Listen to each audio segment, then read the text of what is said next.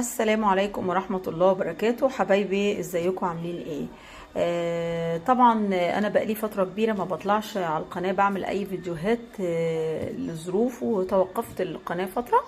بس انا راجعه لكم بمنتج قوي جدا، وحبيت افيدكم زي العادة واقدم لكم ريفيو حلو جدا على المنتج ده. عندنا هنا فوطة الازاز وفوطة الدهون الثلاثية من ايكيوي. شركة ايكيوي طبعا انا لسه جايبة الاوردر حالا وفتحاه، بس عشان مدة الفيديو انا خلاص فتحت المنتج عشان خاطر اوريلكم الفيديو. دي كده فوطة الازاز. طبعا هي فوطة الازاز خفيفة جدا، مفيش سمك، يعني تعتبر مفيش سمك. سمكها هي صغيرة وسمكها صغير. دي الصابونة اللي بتنظف بيها الفوطة بعد ما بتستخدميها، ودي فوطة ثلاثية للدهون القوية في المطبخ، في الشفاط، في السيراميك. لها استخدامات كتيرة جدا. فطبعا انا هجرب معاكم فوطة الازاز لان الاوردر التاني ده بتاع صديقتي، ومش هقدر اجربه يعني، لان انا بس حبيت اوريكم شكل الفوطة. طبعا شكل الفوطة سميك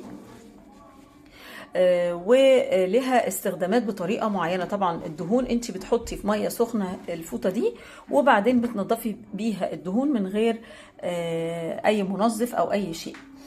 فوطه الازاز انت بتستخدميها بالطريقه اللي انا هوريها لكم دلوقتي. دلوقتي بقى يا جماعه، انت طبعا اي مرايه عندك، اي حاجه مش نظيفه، ازاز النيش، دولاب المطبخ، الالموتال، شباك الموتال. طبعا الفوطه دي لكل الاستخدامات دي. هي الفوطه خفيفه زي ما انتم شايفين كده. فانا اول حاجه هعملها هرش ميه من غير جلانس ولا من غير اي منظف ولا اي حاجه على المكان المتسخ، وبعدين هبتدي اعملها كده. شايفين المنظر؟ بصراحه سحر يعني. رجعت زي ما هي، حتى الاماكن المجيره تحت اهي كلها زي ما يكون فيها بخار بالظبط. طبعا عايزه اقول لك انا انبهرت من استخدامها حقيقي يعني، وانا بجربها معاكم دلوقتي.